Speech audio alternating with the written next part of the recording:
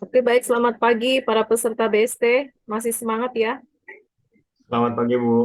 Selamat pagi, Bu. Perkenalkan, nama saya Niputu Eka Windasari. Saya biasa dipanggil Winda. Saya mengajar di kelas pendek di STIP tentang BST tentunya ya. Atau Basic Safety Training, juga MFA, SCRB juga. Hari ini materi BST sekitar ada 7 materi tentang anatomi dan fisiologi, tanda-tanda vital, BLS atau Basic Life Support, kemudian tentang luka bakar, luka dan patah tulang, juga P3K. Nah, yang pertama adalah anatomi dan fisiologi. Jadi sebelum kita lebih jauh mempelajari tentang bagaimana pertolongan kita pada korban, jadi kita harus tahu dulu anatomi tubuh kita dari ujung kepala sampai dengan ujung kaki. Yang pertama adalah sistem organ tubuh. Sistem organ tubuh kita terdiri dari tulang kerangka, sistem syaraf, sistem otot, panca indera, pernapasan, jantung dan pembuluh darah, pencernaan, saluran kemih, reproduksi, hingga endokrin. Yang pertama, tulang dan kerangka. Si tulang kerangka kita ini fungsinya untuk apa? Menyangga tubuh, memberikan bentuk tubuh, melekatkan otot sebagai alat penggerak, dan melindungi organ dalam. Sekarang kita lihat bentuk-bentuk tulang seperti apa. Di sini ada gambar tulang tengkorak.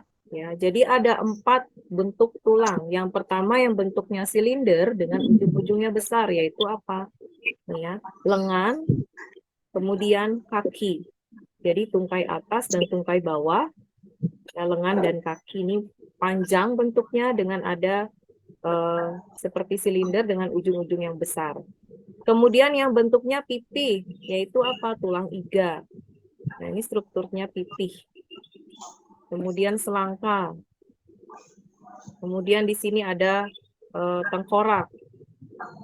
Yang ketiga yang bentuknya tidak beraturan. Yang tidak beraturan apa? Ya, ada yang panjang, ada yang pendek, ada yang kecil-kecil. Nah, ini telapak tangan dan telapak kaki.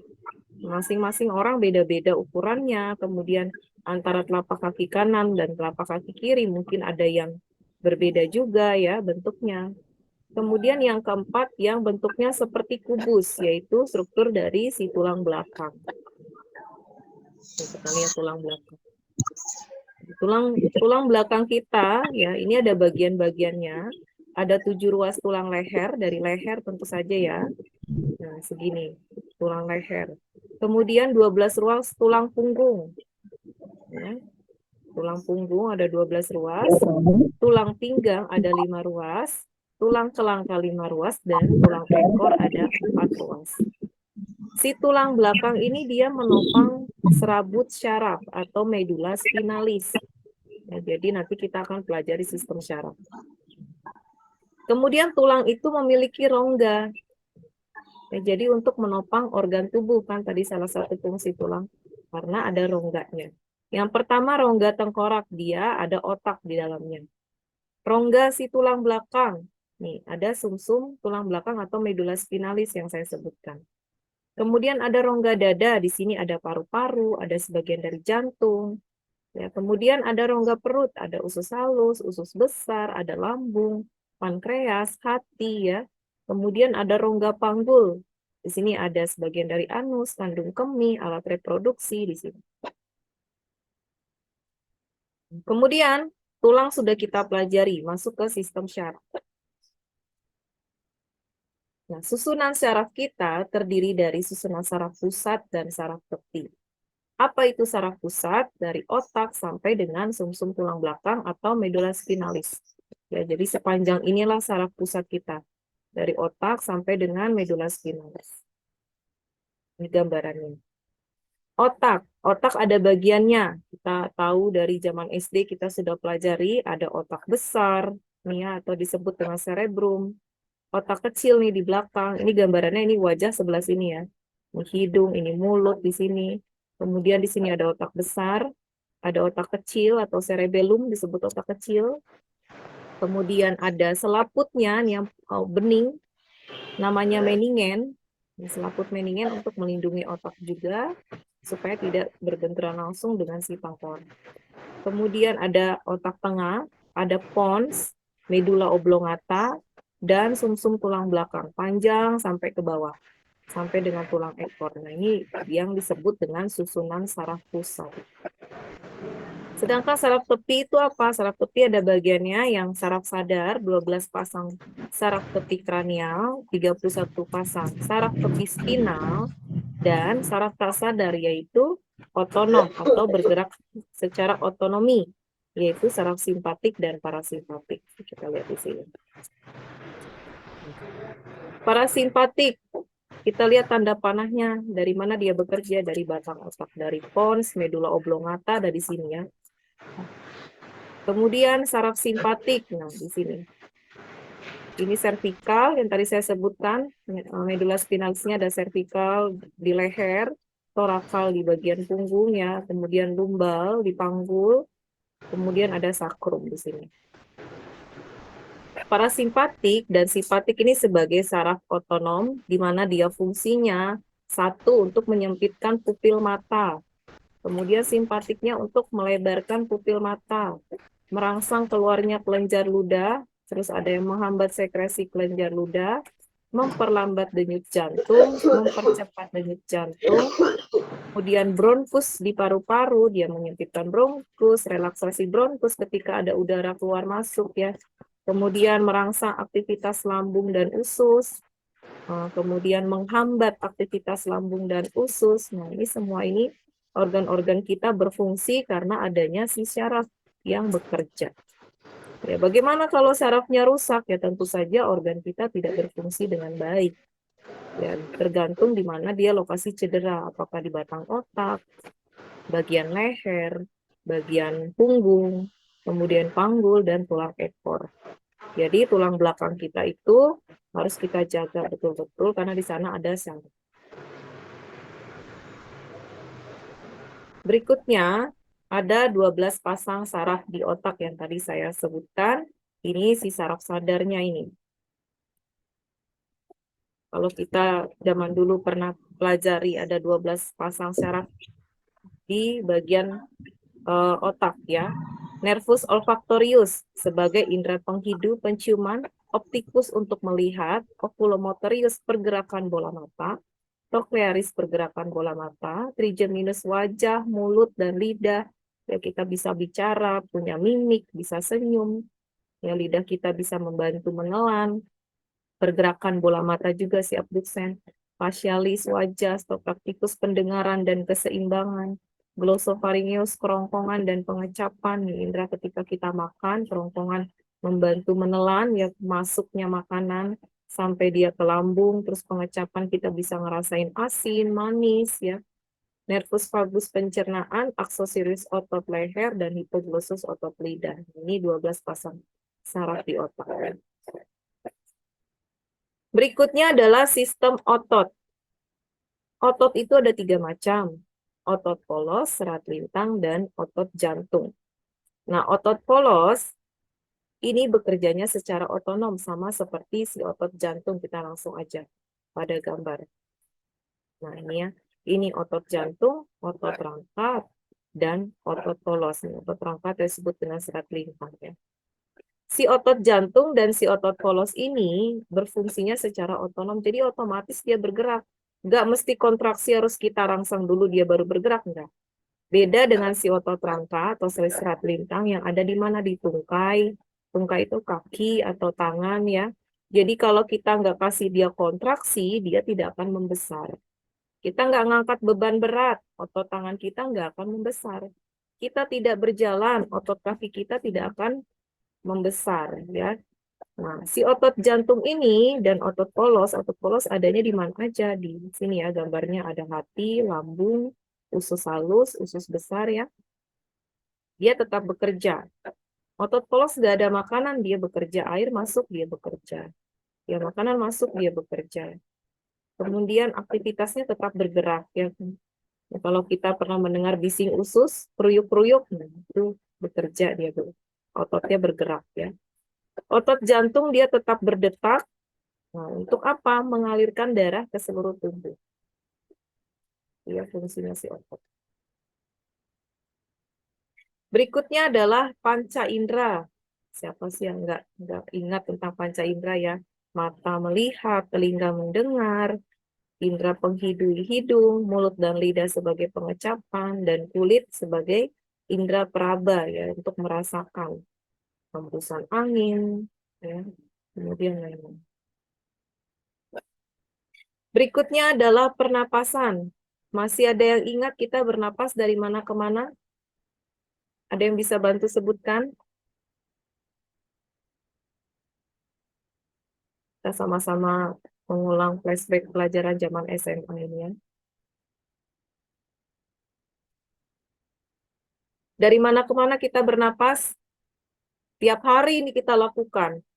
Tiap detik kita lakukan. Masa kita nggak tahu ya?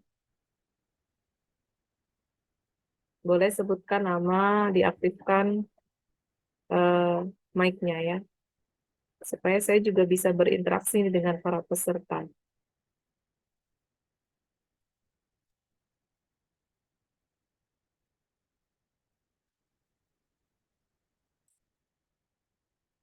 Ayo.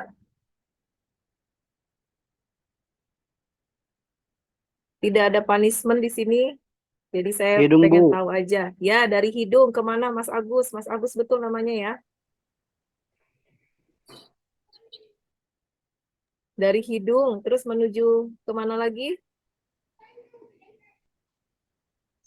Maksudnya keluarnya, Bu. Ya, kan saluran pernapasan kita tuh jalurnya dari mana aja nih? Dari hidung, dia masuk kemana? Ke faring namanya.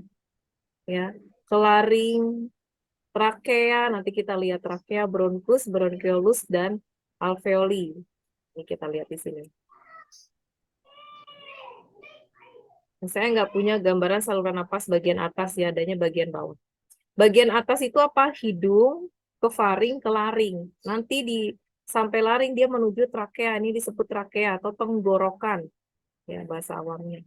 Si trakea kemudian akan bercabang, nih ada jalurnya, paru-paru kita normalnya ada 2. Ya, ada yang paru-parunya cuma 1? Atau tidak tahu? Kita punya paru-paru normal ada 2 ya. Nah, trakeanya ini bercabang, bawahnya namanya bronkus. Bronkus punya ranting juga namanya bronkiolus. Sampai ujungnya ada buahnya namanya alveoli. Nah, kita lihat alveoli di sini.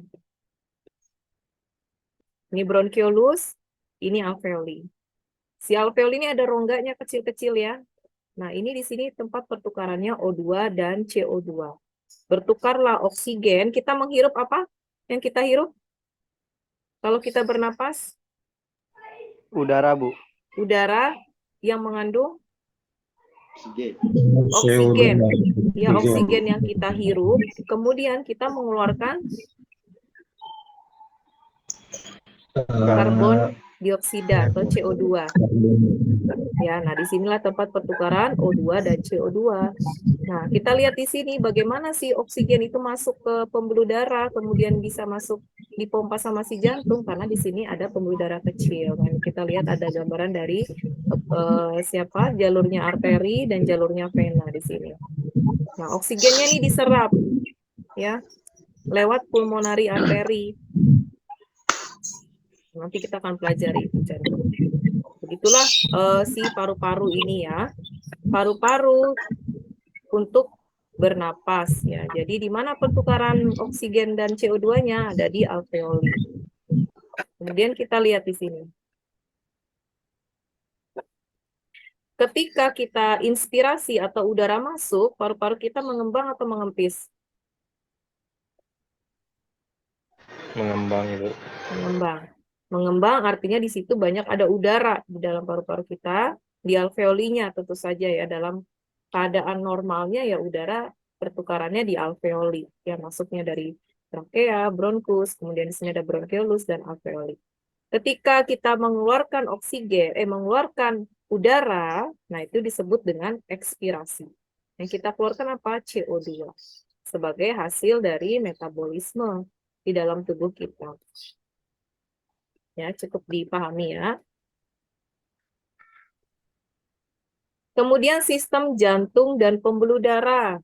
Nah, jantung kita berdetak tiap detik. Ya, betul ya. Ngapain sih si jantung ini berdetak terus? Ada yang bisa bantu jawab? Kita punya jantung, dia berdetak terus. Untuk apa si jantung ini fungsinya berdetak terus?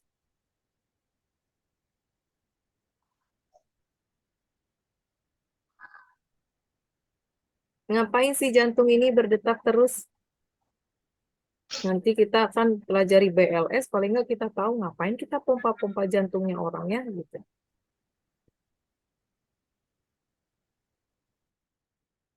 Kenapa jantung dia berdetak terus? Karena apa? Nih ya,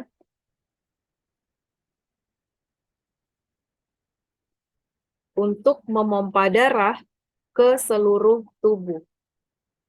Ya, jadi ngapain sih si jantung ini? Dia akan memompa darah dari tubuh, kemudian balik lagi ke seluruh tubuh. Jantung itu normalnya sekepalan tangan manusianya itu sendiri. Nah, segini, saya punya jantung cuma segini besarnya. Ya. Kalau jantung saya lebih besar dari kepalan tangan saya, atau sebegini misalkan, nah itu udah ada kelainan. Jadi si jantung normal kita ada sekepalan tangan manusia yang dibungkus namanya selaput perikardium. Kita lihat di sini. Wah, rumit. Rumit sekali nampaknya ya. Tapi saya akan jelaskan pelan-pelan bagaimana sih si jantung ini mengalirkan darah ke seluruh tubuh. Kita lihat gambarannya, ini manusia dibagi dua, bagian atas dan bagian bawah. Ya. Bagian superior dan inferior. Kita anggap pembuluh darah di sini ya. Nah, darah dari mana sih dialirkan? Dari vena cava. Vena cava ini dari seluruh tubuh, vena cavanya diambil dari superior bagian atas, dan vena cava inferior bagian bawah, dia akan masuk ke jantung darah kita. Darah dari vena. Ya. Dia kemana? Nah, di sini ada namanya atrium kanan. Kemudian menuju mana lagi? Ventricle kanan. Ya, dari atrium kanan, darah menuju ventricle kanan, di sini ada pintunya atau katup otomatis, namanya katup tricuspid. Kemudian darah dari ventricle kanan yang banyak mengandung CO2 itu, dia akan menuju arteri pulmonari. Di sini, arteri pulmonari, dia akan, pulmo itu paru-paru ya, pulmonari itu adanya di paru-paru. Arteri pulmonari kiri ke arteri pulmonari kanan, dia melepaskan CO2 dan mengambil oksigen yang ada di alveoli. Ya, CO2-nya kita lepaskan melalui proses ekspirasi, kemudian oksigennya yang kita ambil ketika kita menghirup napas, dibawa lagi ke jantung. Nah, menuju mana? Vena pulmonari. Dari vena pulmonari, dia akan menuju atrium kiri dan ke ventricle kiri melalui katup mitral. Dari ventricle kiri, dia akan disebarkan ke seluruh tubuh melalui pembuluh darah kita yang besar, namanya aorta.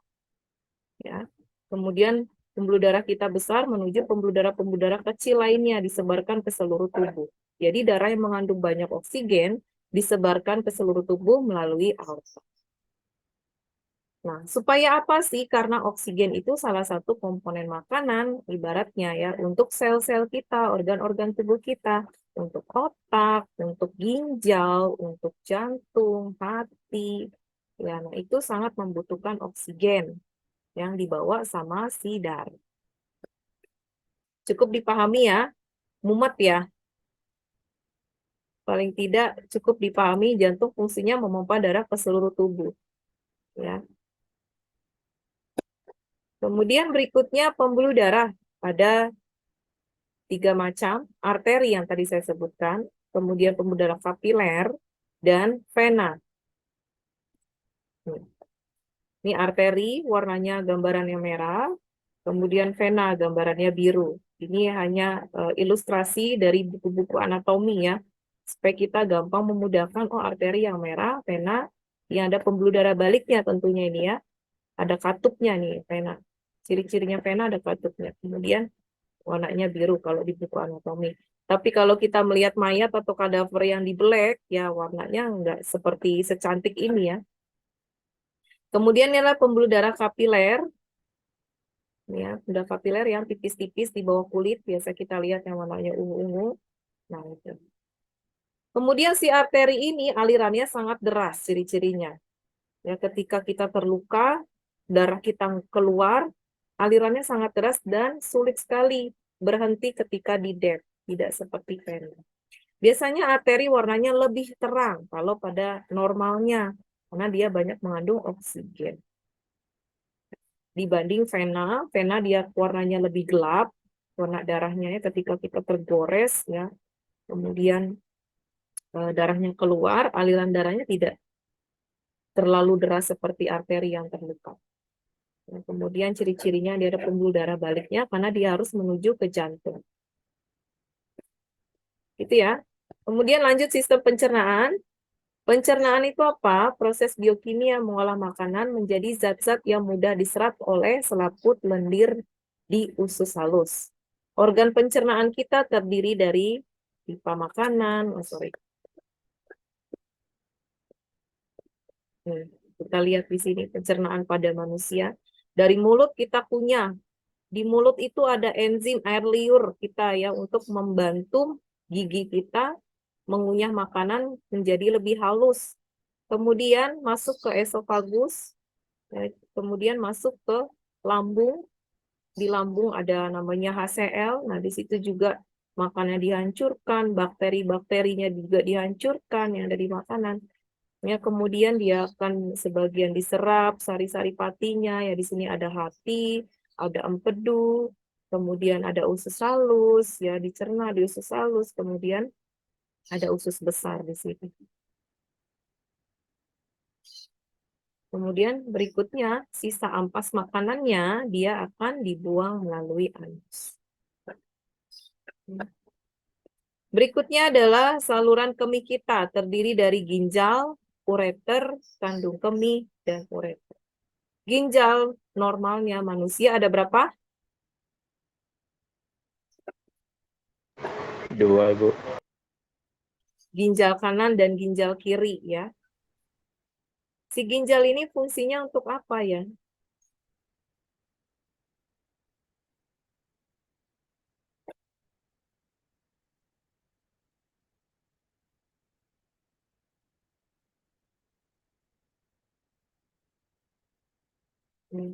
Ginjal ini nih, gambaran dari ginjal kanan dan ginjal kiri. Dia ngapain si ginjal ini fungsinya? Ini untuk memfiltrasi darah. Sama seperti mesin cuci. Ya, kalau kita mau baju kita bersih, ya mesin cuci kita bekerja untuk membersihkan baju kita supaya baju kita bersih kembali. Sama seperti darah. Zat-zatnya dia akan dicuci di ginjal atau difiltrasi. Ya, yang tidak diperlukan pasti akan dibuang. Ya, melalui mana lagi nih ginjal, kemudian ke ureter salurannya, kemudian disimpan di kandung kemih atau bladder, kemudian akan dibuang melalui uretra atau saluran kencing bagian bawah. Nah, bagaimana kalau bajunya itu terlalu kotor, habis main bola, banyak tanah liat, mesin cucinya kita kotor juga enggak? Pasti akan ada plak di sekitar mesin cuci, sama seperti ginjal. Terlalu banyak dia zat yang tidak diperlukan oleh tubuh, lama-lama dia akan membuat membuat bekuan di ginjal atau membuat sebuah seperti batu modelnya ya, mengkristal lah di ginjal. Nah, lama-lama terlalu banyak zat-zat yang tidak diperlukan menumpuk ini, dia bisa menyumbat ginjal dan mempengaruhi kerja ginjal menjadi menurun. Nah, kemudian kalau batunya terlalu besar, dia pasti akan menghambat keluarnya cairan melalui ureter yang harusnya dicuci di ginjal darahnya. Dia mau keluar dibuang susah karena ada yang nyumbat di sini. Ya, akibatnya kencingnya sakit, kalau dipaksa kita mengejan dia akan turun, tapi mungkin saja salurannya bisa berdarah. Ya. Nah, lama-lama bisa menyebabkan rusaknya saluran di ginjal, ya, cedera. Nah, ini ya di sini terdiri dari ada glomerulus untuk memfiltrasi ginjal. Yang dicuci apa? Darah dari vena dan arteri itu tadi ya. Berikutnya sistem reproduksi, laki-laki ada skrotum, ada 2 buah testis, saluran sperma, atau vas deferens namanya, vesica seminalis, penis. Perempuan ada genitalia interna, genitalia eksterna, internanya ada ovarium, tuba fallopi, ada uterus, kemudian vagina. Genitalia eksternanya ada labia mayora, labia minora, vulva, dan intratus vagina. Berikutnya adalah sistem endokrin, yaitu kelenjar ya, sebuah kelenjar yang mengeluarkan zat atau hormon yang berhubungan dengan metabolisme. Kelenjarnya apa aja? Ada hipofisis, tiroid atau paratiroid, timus, pankreas, suprarenalis, dan kelenjar testis dan ovarium. Ini berikutnya gambarannya. Kelenjar endokrin merupakan sekumpulan atau sejumlah kelenjar yang menghasilkan hormon. Kemudian hormon itu akan dilepaskan di aliran darah. Nah, sedangkan hormon, zat kimia yang dilepaskan ke dalam darah yang mempengaruhi kegiatan dari sel-sel. Jadi si hormon yang dilepaskan sama si kelenjar endokrin ini buat mengaktifkan sel-selnya bekerja. Ya.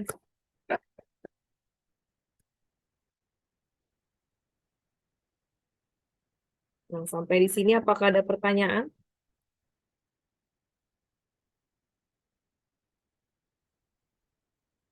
Untuk anatomi dan fisiologi,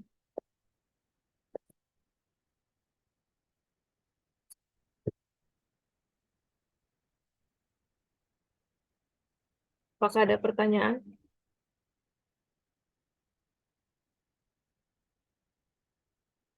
Bila tidak, kita lanjut ya ke tanda-tanda vital.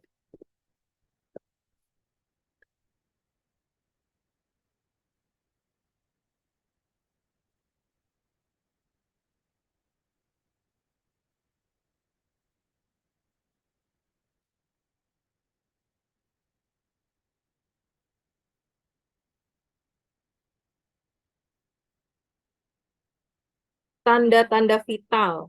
Apa sih yang dimaksud dengan tanda-tanda vital? Yaitu sebuah komponen untuk mengidentifikasi apakah kita dalam kondisi normal atau tidak. Ya, jadi bagaimana kita menilai berapa komponen tubuh, indikator ya, indikator fungsi untuk menilai tubuh kita dalam kondisi normal atau tidak. Banyak indikatornya, tapi di sini saya menjelaskan secara dasar. Yang pertama adalah suhu tubuh, kemudian nadi, pernapasan, dan tekanan darah di sini. Suhu tubuh normal rata-rata 36 sampai 37,5 derajat Celcius. Ya, di mana saja kita melakukan pengecekan suhu tubuh, di aksila atau di lipat ketiak, kemudian di mulut atau oral ya, kemudian ada di anus atau rektal, kemudian ada di dahi, kita menggunakan alat termogan. Untuk di rektal, nah ini rata-rata 37,5 derajat Celcius nilainya, karena suhu tubuh tersebut yang paling mendekati dengan suhu tubuh normal kita. Sedangkan di oral, untuk pengecekannya, kita disarankan untuk tidak habis minum panas atau kita nggak habis minum es. Nah, jadi supaya tidak rancu hasilnya. Kemudian, untuk suhu tubuh yang disebut dengan hipertermi atau suhu tubuh di atas 37,5 derajat Celcius, yaitu kita sebut demam ya. Kondisi seperti apa sih yang menyebabkan tubuh kita hipertermi atau demam? Yang pertama adanya infeksi bakteri maupun virus yang menginfeksi tubuh sehingga tubuh kita bisa menjadi demam. Kemudian dehidrasi. Nah, dehidrasi atau kekurangan cairan juga bisa menyebabkan tubuh kita menjadi demam. Berikutnya hipotermi. Hipotermi ketika suhu tubuh kita turun atau di bawah 36 derajat Celcius, contohnya 34, 35, bahkan tidak terdeteksi. Nah, ini hipotermi ini bisa saja terjadi ketika kita berada di atas ketinggian. Misalkan ada di atas gunung dengan cuaca yang ekstrim dingin, itu bisa menyebabkan kita hipotermi.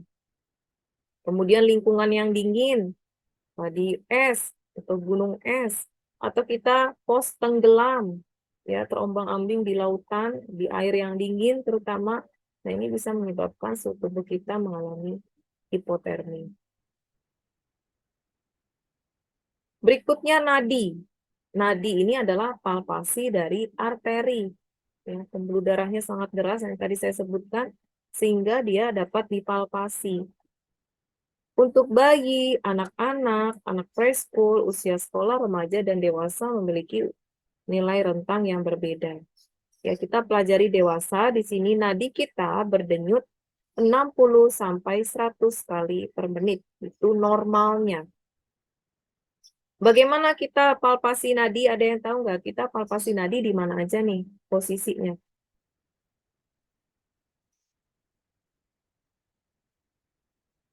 Kita palpasi nadi di mana aja sih? Mau ngecek Tapi dada nadi. aku nggak tahu ya kalau di leher. Tangan, dada, sama Tangan leher, aku Bu. tahunya tangan sama leher. Ya, coba. Siapa ini yang wanita? Boleh sebutkan namanya ya. Siapa? Aku tah. Ada berapa perempuan di sini?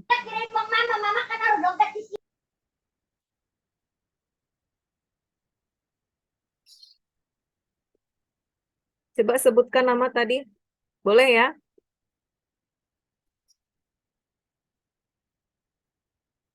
Ya, supaya saya tidak dikeroyok laki-laki di sini. Coba yang perempuan pesertanya boleh sebutkan nama tadi.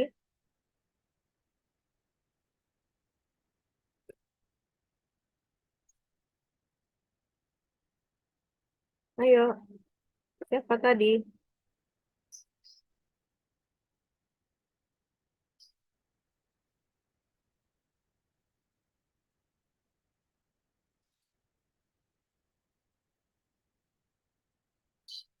Atau yang lain? Gak apa-apa ya. Gak Di ada sini. perempuan. Dia ada cewek, Bu. Ya,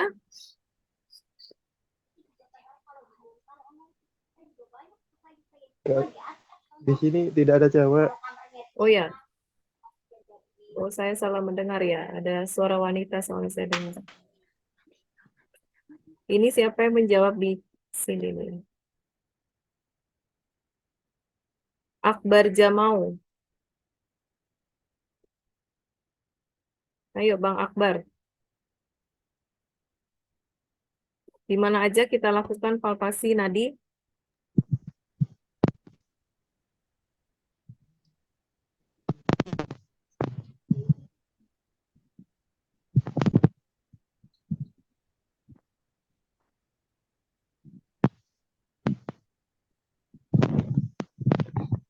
Boleh disebutkan?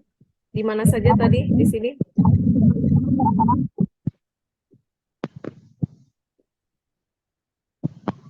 Sudah benar ini yang dijawab. Cuman kurang spesifik. Di mana aja Mas Akbar?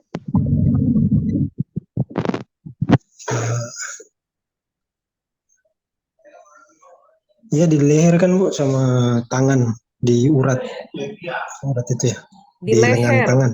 Ya, di leher nadi karotis. Nadi karotis di mana Nadi kita bisa raba nadi karotis nih? Kalau laki-laki punya jakun di sini sebelah kanan atau sebelah kiri, itu disebut dengan nadi karotis. Nanti pada saat basic life support kita harus tahu sudah bisa raba nadi yang orang hidup ya. Jadi ketika orang tersebut pingsan atau tidak sadarkan diri, jadi kita nggak usah susah-susah lagi nyari. Ya. Kemudian di pergelangan tangan, radialis namanya. Nih ya. Kemudian di lipat siku bagian dalam, brachialis. Ya, karotis. Nah, disitulah letak pengecekan nadi. Banyak, ada 11 titik. Ada di dahi, ada di cochlea, ada di tibia, banyak. Tapi secara mendasar, paling tidak kita bisa raba nadi di pergelangan tangan. Kemudian brachialis, biasanya bayi harus kita rabanya di brachialis. Kemudian leher. Nadi karotis untuk korban tidak sadarkan diri ya. BLS nanti kita akan pelajari BLS. Rata-rata nilainya 60 sampai dengan 100. Jadi dalam 1 menit ketika kita menghitung berapa kali dia berdenyut. Kalau dia di bawah 60, artinya denyutannya tidak normal atau bradikardi. Kalau dia di atas 100, artinya denyutannya juga tidak normal atau disebut dengan tachikardi ya. Berikutnya pernapasan. Pernapasan pada orang dewasa dalam 1 menit ketika kita menghitungnya itu sekitar 12 sampai 20 kali per menit. Jadi itu rentangnya. Kalau di bawah 12 disebut dengan bradipnu atau bradipnea. Di atas 20 disebut takipnea. Nah, bagaimana cara kita menghitung pernapasan? Apa yang kita hitung nih untuk pernapasan sehingga kita tahu oh pernapasannya 14 kali. Apa yang kita hitung?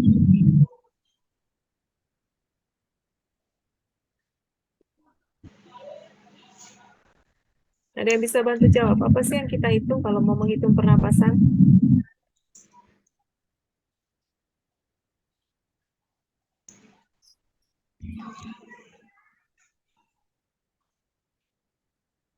Kalau kita mau melihat seseorang ini dia masih napas atau enggak ya? Apa yang kita lihat biasanya? Dia lagi tidur, ini napas atau enggak ya? Apa yang kita lihat biasanya?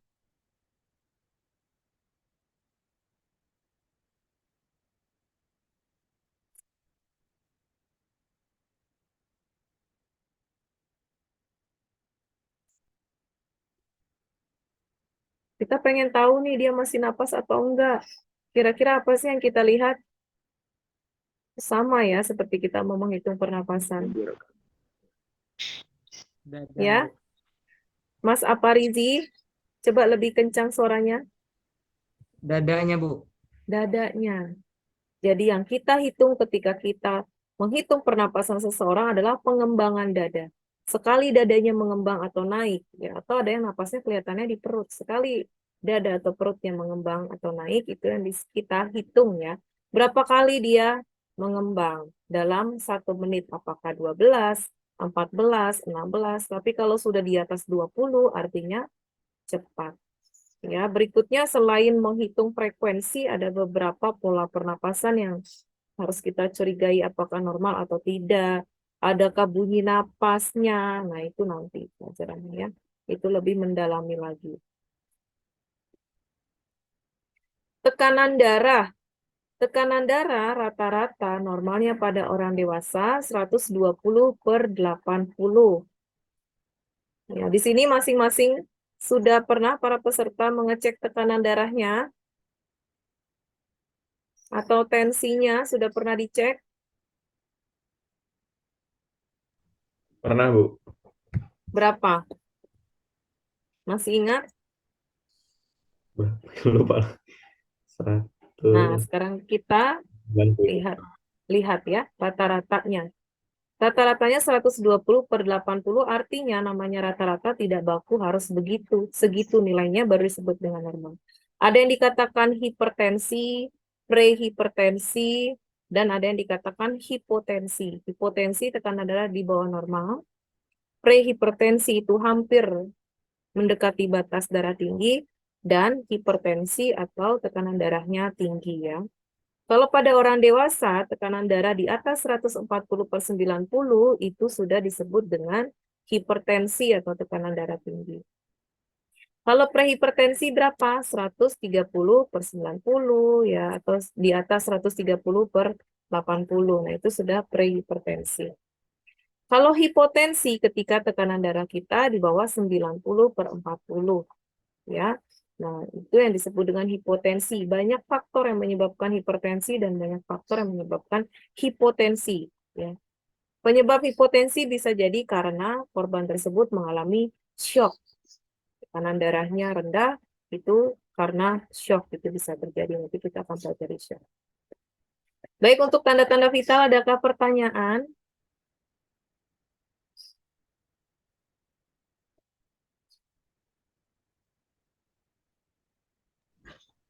Tidak, Bu, tidak ada. Kita lanjut ke BLS ya, Basic Life Support.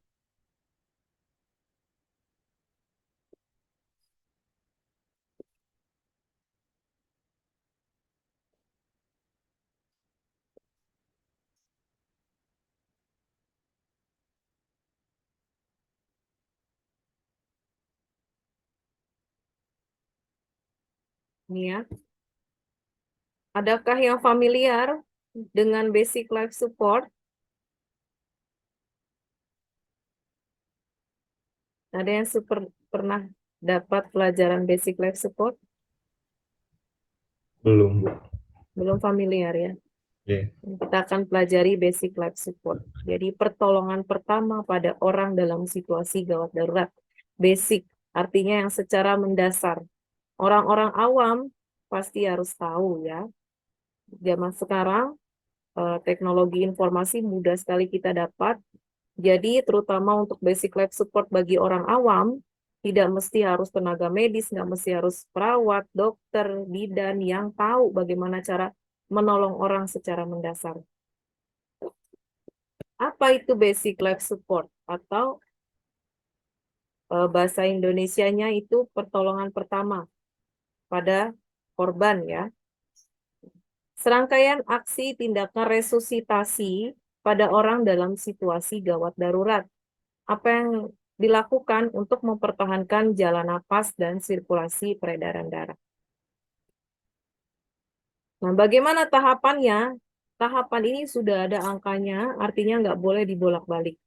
Kita bisa singkat D, R, S, C, A, D. D, danger. Kedua, respon. 3, shout for help atau meminta bantuan. Yang keempat, circulation. Yang kelima, airway. Dan yang keenam adalah breathing.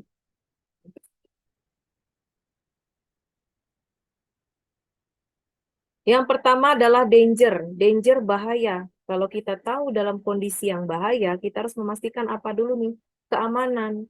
Keamanan siapa? Yang paling pertama, amankan diri sendiri. Amankan penolong. Baru kemudian amankan pasien, amankan lingkungan. Contohnya, dalam kondisi kita berada di atas kapal. Kemudian ada sebuah ruangan yang terjadi kebakaran dan ada teman kita yang terjebak. Nah, bagaimana cara kita tahapannya menolong korban tersebut? Nah, pastikan dong amankan diri sendiri dulu. Ya, kalau memang tidak ada jubah seperti alat pemadam kebakaran di kapal, apa yang kita lakukan? Narik korbannya dulu apa padamin apinya?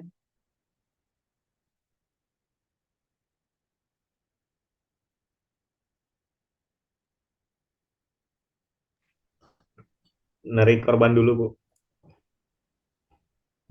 Ya, kalau apinya besar dan di tubuh korban ada titik api, harus kita ambil dulu apar.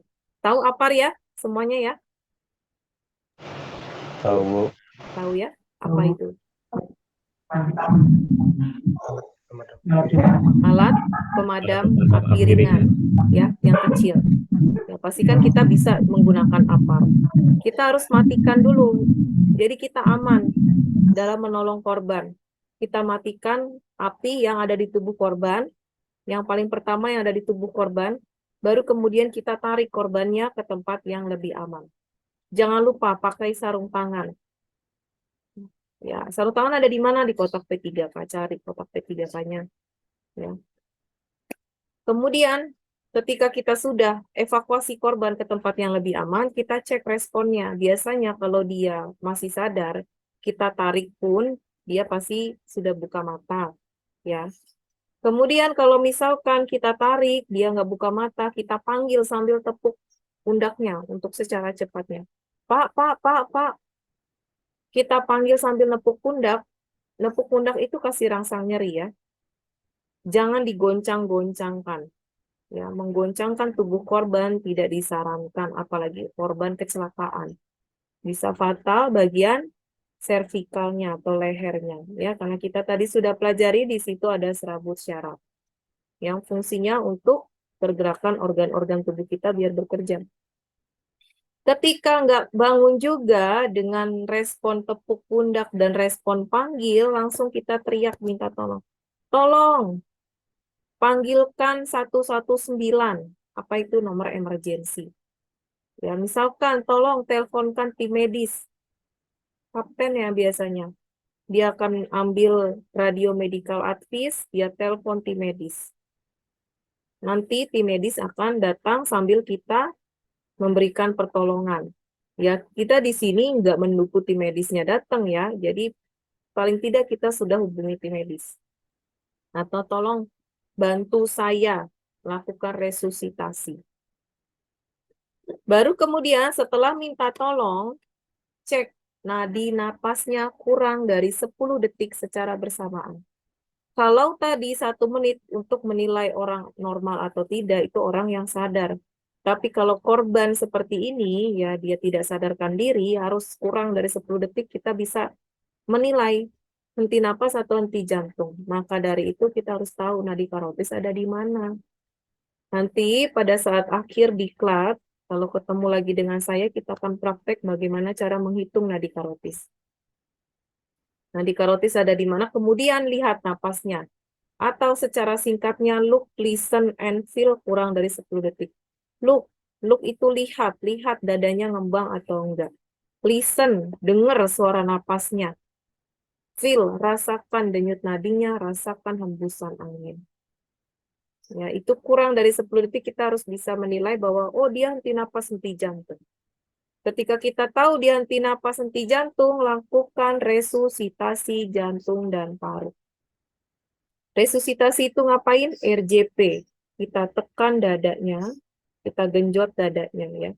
Nah, posisinya bagaimana yang benar? Pasiennya harus kita telentangin di permukaan yang datar dan keras, bukan kasur yang empuk. Ya, permukaan datar yang keras, di ubin aja taruh. Kemudian, bagaimana posisi si penolong berlutut di samping korban seperti ini? Ya, kita lakukan posisi yang benar seperti ini. Posisi tangan kita harus seperti ini ya. Baru kita taruh di pertengahan dada korban. Dan lakukan kompresi atau genjot dada korban dengan kedalaman minimal 5 cm, kecepatannya 100 sampai 120 kali per menit. Atau kriterianya apa? Push fast but not too hard, complete recoil, dan minimal interruption. Nah, push fast but not too hard, complete recoil, minimal interruption, ini kriteria RJP kita yang baik. Ya. Jadi harus cepat, tapi jangan terlalu dalam. Ingat, kedalamannya minimal 5. Nanti kalau praktek dengan manekin beneran, itu kita bisa rasakan kedalaman 5 cm itu seperti apa. Kemudian complete recoil, kasih dadanya balik ngembang, kita genjot lagi. Balik dadanya ngembang, kita genjot. Dan minimal interruption, jangan terlalu banyak interupsi, jangan terlalu banyak berhenti. Ya. Boleh nggak kita hentikan RJP? Nanti kita akan bahas di terakhir. Kapan kita boleh berhenti lakukan resusitasi. Dan bagaimana melakukan RJP yang benar? 30 kali kompresi dan 2 kali kasih ventilasi. Selama 2 menit. 2 menit itu artinya 5 siklus. Ya, harus dicatat. 2 menit artinya rata-rata itu 5 siklus. 30 kali genjot, 2 kali ventilasi atau 2 kali kita tiup. Mulut korban yang ditiup ya. Tu, wa, ga, pat, ma, 6, 7, pas, gas, 10. Tu, wa, ga, sampai 30. Kemudian kita tiup mulutnya. 1, 2. Kemudian lanjut lagi. Tu, wa, ga, sampai 5 siklus. Atau kita kalau nggak ada jam itu 5 siklus ya. Kalau ada waktu kita lihat jarum panjang yang udah 2 menit. Periksa lagi nadi dan napasnya. Masih juga nggak ada. Nadinya nggak ada. Napasnya masih nggak ada. Lanjut lagi RJP. 30/2. 30 kompresi, 2 kali bantuan nafas. Tapi, Bu, saya takut. Nggak mau kasih bantuan nafas, saya nggak punya alat pelindung diri. Apalagi mulut korban sudah hangus terbakar, misalkan.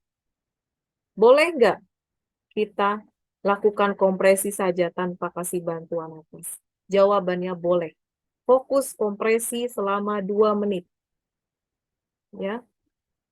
Kalau kita takut infeksi menular, apalagi tadi korban kebakaran mulutnya udah melepuh, ya kalau kita kasih tiup lagi ya mungkin saja mulut kita juga ikut kena luka bakar, ya karena posisinya masih panas mungkin. Nah, jadi kita fokus kompresi 2 menit, evaluasi. Nah, di napasnya ada enggak? Masih juga enggak ada, kompresi lagi. 2 menit lagi, periksa lagi. Nah, napasnya ada enggak? Enggak ada, kompresi lagi. Begitu terus. Sampai kapan? Boleh nggak kita hentikan? Boleh nggak? Pasiennya juga nggak ada juga nih nadi dan napasnya. Boleh nggak kita hentikan?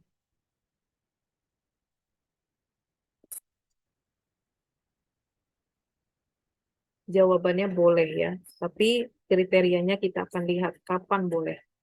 Kemudian ini adalah mechanical chest compression device. Ini ya. Alat mekanik. Alat mekanik biasanya tim 119 mereka punya alat mekanik seperti ini. Ya, di luar negeri juga banyak mereka punya alat seperti ini. Tapi yang namanya alat mekanik tidak lebih baik daripada kompresi manual. Jadi di rumah sakit pun kita masih menggunakan kompresi manual. Rekomendasi dari AHA tahun 2015, apa itu AHA? American Heart Association. Itu bisa dicari websitenya. Nah, di situ kita bisa baca materi tentang BLS. Untuk orang dewasa dan remaja tadi 30:2, 30 kali kompresi, 2 kali bantuan napas. Tapi kalau misalkan kita takut kasih bantuan napas, fokus kompresi saja selama 2 menit evaluasi. Kompresi lagi 2 menit evaluasi. Tekniknya gimana? Tangan kita tumpuk seperti ini. Taruh di pertengahan dada. Atau seperdua bawah sternum. Anak-anak kita bisa gunakan satu tangan. Taruh di pertengahan dada anaknya. Ya, kemudian bayi kita bisa gunakan 2 ibu jari kita atau jari telunjuk dan jari tengah kita taruh di pertengahan dada. Kompresinya sama, hitungannya sama. Sama-sama 30:2. Yang berikutnya yang kelima adalah airway, membuka jalan napas. Kalau kita mau kasih bantuan napas, ada sumbatan di jalur napasnya, otomatis udara yang kita kasih, tiupan yang kita kasih nggak akan masuk ke paru-paru. Ya, jadi kalau kita mau kasih bantuan napas, rasionalnya adalah supaya paru-parunya dapat oksigen yang kita kasih. Ya, supaya oksigennya tuh harapannya dibawa sama aliran darah disebarkan di seluruh tubuh, harapannya seperti itu. Tapi kalau ternyata ada sumbatan, jelas-jelas kita harus evakuasi dulu keluar sumbatannya. Bagaimana tekniknya? Dengan teknik cross finger swab seperti ini. Ya, ini bukan sarang hewan, tapi membuka jalan nafas jari telunjuk dan jari tengah untuk membuka mulut korban. Ya, baru kita intip. Ada nggak sih sumbatan? Ya, baru kemudian kalau ada, wah ternyata ada bakso di kerongkongannya atau di jalan napasnya kelihatan. Nah, kita ambil congkel tangan kita satunya untuk mencongkel. Finger swab namanya. Cross finger swab diambil. Kemudian ini adalah alat hisap lendir suction untuk mengevakuasi cairan. Ini biasanya tim medis mereka punya alat suctionnya. Nah, dan di sini juga harus nyambung ke alat suction ya supaya dia bisa menghisap mesin ya. Berikutnya membuka jalan napas dengan memperbaiki posisi kepala. Nah, posisi kepala yang benar apa? Head tilt chin lift ya untuk membuka jalan napas. Tapi kalau orang yang kita curigai trauma pada servikal, kita nggak boleh lakukan teknik head tilt chin lift. Teknik head tilt chin lift itu seperti apa? Tekan dahinya, angkat dagunya. Itu disebut dengan head tilt chin lift. Baru mulutnya buka untuk kita kasih bantuan nafas. Ciri-ciri orang yang trauma servikal apa yang harus kita curigai ya? Nih kita sebutnya curiga dulu karena trauma servikal harus kita ronsen, MRI, CT scan baru kita tahu jelas benar. Kalau kita melihat dengan kasat mata bagaimana sih kita sudah curigai, yaitu dengan adanya jejas pada wajah hingga leher. Jejas itu apa? Luka. Dahinya berdarah, hidungnya keluar darah, lehernya lebam, ya atau mulutnya berdarah, nah atau wajahnya tampak luka-luka seperti orang jatuh dari aspal, itu harus sudah kita curigai bahwa dia trauma servikal, jadi teknik head tilt chin lift tidak boleh kita gunakan. Bolehnya apa? Jaw thrust. Jaw thrust bagaimana? Ya dengan cara menekan rahangnya ke bawah seperti ini posisinya. Makanya posisi penolong baiknya di atas korban. Ya. Kalau dia dua penolong, yang satu RJP, yang satu kasih posisi kepala, kasih dia bantuan nafas. Tuh, wah, gak, Fatma, nom, udah sampai 30, yang satu udah ngasih posisi kepala sambil dia tiup 1, 2. Lanjut lagi penolong satunya, tuh, wah, gak sampai 30. Ya, jadi 1 sampai 2 penolong boleh, tapi lebih efektif ya 2 penolong ya, supaya lebih cepat. Dan tidak bingung-bingung. Biasanya kalau awam kan masih bingung-bingung. Kemudian pada orang yang trauma servikal, inilah posisi mobilisasi manual. Kalau nggak punya nekolar, ini disebut nekolar, ini mobilisasi manualnya seperti ini. Resiko cedera servikal meningkat jika terdapat cedera pada kepala dan wajah. Makanya saya katakan tadi kalau ada luka bagian wajah, leher, kepalanya berdarah, nah itu harus kita curigai bahwa dia cedera servikal. Atau GCS-nya minimal 8, GCS itu Glasgow Coma Scale. Itu nanti lagi pelajarannya. Lihatnya gimana orang yang tidak sadar. Nah, itu tadi kita panggil responnya nggak ada. Yang terakhir adalah breathing. Kita kasih bantuan napas. Ya. Beri napas 2 kali dengan volume tidal. Volume tidal dengan teknik dari mulut ke mulut. Mulut ke barrier device. Barrier device itu seperti alat pelindung ya. Kemudian mulut ke hidung. Biasanya kalau bayi langsung hidung dan mulutnya kita tiup. Mulut ke stoma. Stoma itu seperti lubang buatan yang sengaja dibuat ya supaya ada saluran napasnya karena sudah mengalami cedera saluran napas bagian atas. Jadi kita tiupnya dari lubang. Ya, pernah lihat itu bungkus rokok yang ada lubang di leher? Nah, itu kita sebut stoma. Kemudian back valve mask. Back valve mask, ini ya, ambu back. Di sini ada ambunya, ada masknya, dan di sini ada selang yang nyambung ke aliran oksigen. Nah, harus ada oksigennya, ada tabung oksigennya. Ya, pernah lihat tabung oksigen ya? Ada tabung oksigen yang dialirkan melalui selang. Bisa nggak kalau nggak ada tabung oksigen? Ya bisa aja. Cuman konsentrasi oksigen atau udara yang kita berikan hanya sebatas 21% ke korban. Ya harapannya kan kalau sudah ada back valve mask seperti ini yang kita kasih maksimal ya. Kemudian evaluasi tadi saya bilang tiap 2 menit. Ya, nggak ada nadi, nggak ada napas. Lakukan lagi kompresi dan bantuan napas. Kalau napasnya nggak ada, nadinya teraba. Apa yang kita lakukan?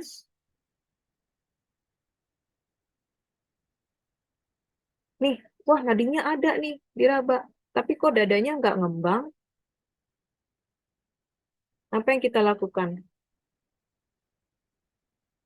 Kasih dia bantuan napas 10 kali dalam 1 menit. Bagaimana hitungannya? 1.000 tiup. 2.000 tiup. 3.000 tiup. 4.000 tiup. 5.000 tiup. Sampai 10.000 tiup. Itu hitungannya adalah 1 menit kita kasih dia bantuan napas. Ya, kalau misalkan tadi mulutnya melepuh, saya nggak berani kasih bantuan napas, tapi napasnya nggak ada, nadinya ada, lakukan resusitasi. Ya, kecuali kita punya back valve mask seperti ini ya harus dipakai, jangan dianggurin. Ya hitungannya sama, 1.000 kasih pompa, 2.000 pompa, yang dipompa yang ini ya. Nadinya ada, napasnya ada, apa yang kita lakukan? Kasih dia recovery position. Nih, posisi seperti ini. Atau disebutnya posisi mantap. Ya, kalau dituntangin ya belum mantap namanya posisinya. Posisi mantap harus miring seperti ini. Ya, kakinya menyilang, tangannya menyilang juga. Ya, yang satu mengalasi pipi atau wajah. Kenapa rasionalnya kita harus kasih posisi miring? Supaya ketika korbannya muntah suatu saat, dia muntah proyektil, atau air liurnya, sekresi air liurnya banyak, jatuhnya ke bawah sini. Kalau korbannya ditelentangin, beresiko dia aspirasi. Ya, jadi harus kita miringnya seperti ini ya. Sampai di sini ada pertanyaan? Padat sekali ya materinya.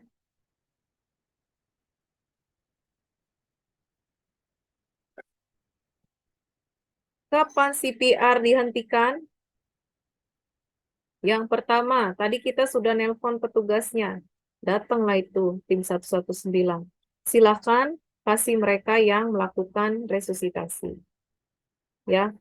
Kemudian CPR-nya berhasil. Udah tadi kita lakukan kompresi, RJP, ya. Udah ada nadi, udah ada napasnya, kita miringin. Ya, kalau udah miring sepertinya udah nggak di CPR lagi karena nadi napasnya sudah ada. Tapi evaluasi tetap harus dilakukan 2 menit. Ya, jangan kita miringin terus kita tinggalin. Ya, bisa-bisa nadinya napasnya hilang lagi. Kemudian penolong kelelahan, udah capek kita RJP. Oh, nggak ada juga nadi dan napasnya, udah ngos-ngosan, udah keringet jagung keluar, ya silakan hentikan. Kemudian CPR sudah setengah jam.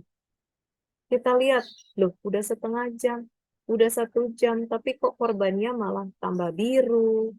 Kemudian telapak kaki, telapak tangannya dingin, lebam-lebam, kulitnya. Nah, itu sudah tanda-tanda awal kematian. Silahkan hentikan kalau sudah lebih dari 30 menit.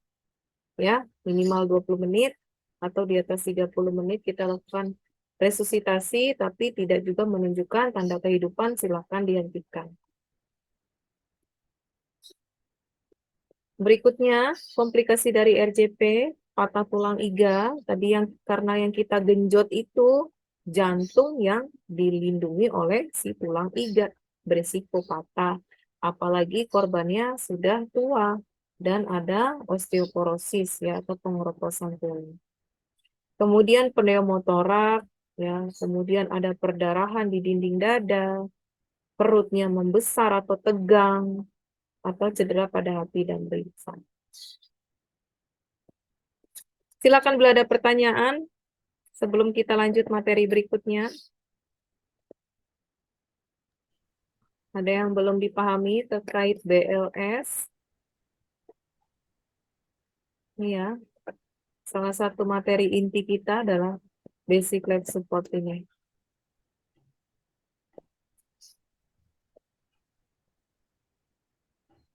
Udah Bu, cukup. Cukup ya. Ya, tidak ada yang ditanyakan. Berikutnya kita lanjut ke luka bakar.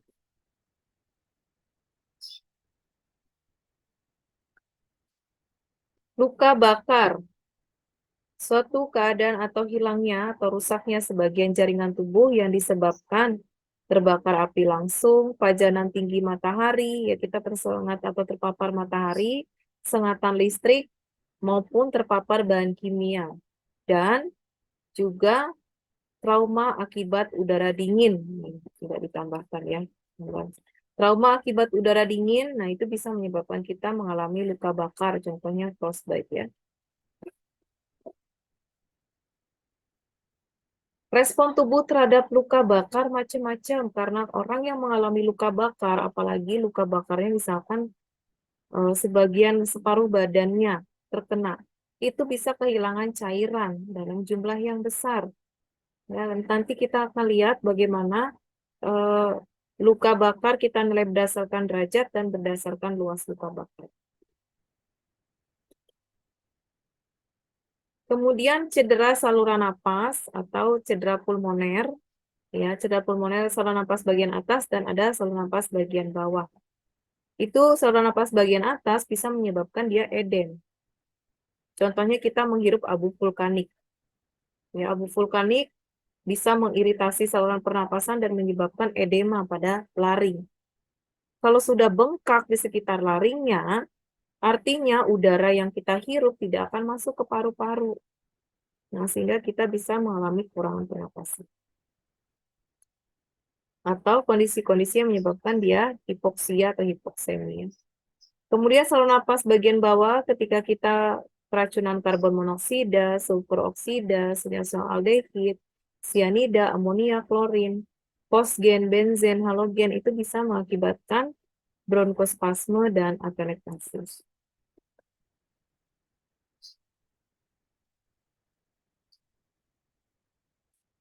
Indikator terjadi kerusakan pada paru mencangkup apa? Luka bakarnya tadi pada bagian wajah dan leher. Kemudian rambut hidungnya gosong kita lihat. Suaranya berubah jadi parau, batuk kering, ada stridornya, ada riaknya berdarah. Napasnya jadi berat ya, atau napasnya satu-satu, atau bahkan napasnya menjadi hanya terlihat di leher ya. Kemudian hipoksemi, penurunan kadar oksigen, dan lepuhnya mukosa mulut dan taring.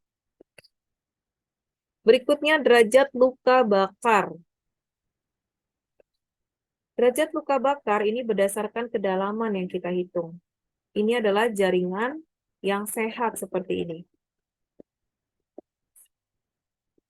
Jaringan sehat, ada epidermisnya, kemudian ada subkutis, ada jaringan, ini jaringan lemak ini ya, ada otot atau muscle, ada bone atau tulang. Ini jaringan yang sehat. Kalau luka bakarnya derajat 1, ini kita lihat bagian kulit luarnya berwarna kemerahan atau terpapar sinar matahari tadi. Itu disebut dengan luka bakar derajat 1. Derajat 2A sampai dengan timbul bula seperti ini. Derajat 2B sampai dengan jaringan kulitnya habis, kelihatan lemak-lemaknya. Dan derajat 3 sampai dengan mengenai tulang. Ini ya contohnya. Yang ini berdasarkan kedalaman. Kemudian luka bakar yang berdasarkan luasnya luka bakar.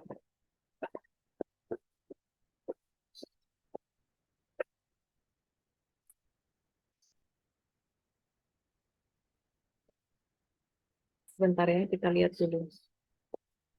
Nah, ini gambarnya.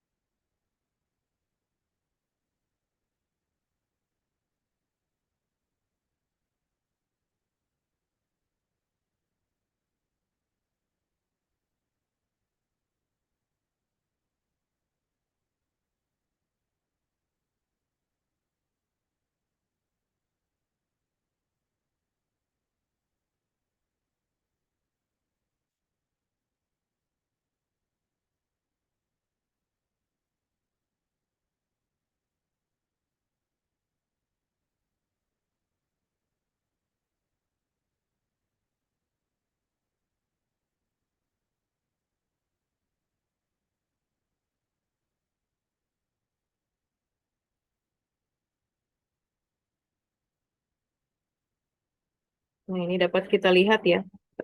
Luka bakar berdasarkan luasnya.